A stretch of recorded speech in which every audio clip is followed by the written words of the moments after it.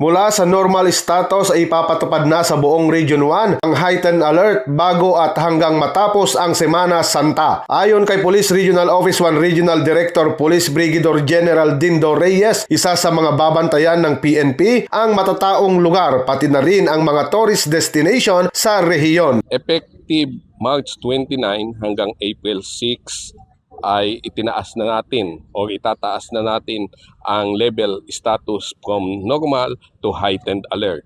Makikita natin na halos lahat ng PNP ay nakahandang tumugon sa mga pangangailangan ng ating mga biyahero at ng komunidad.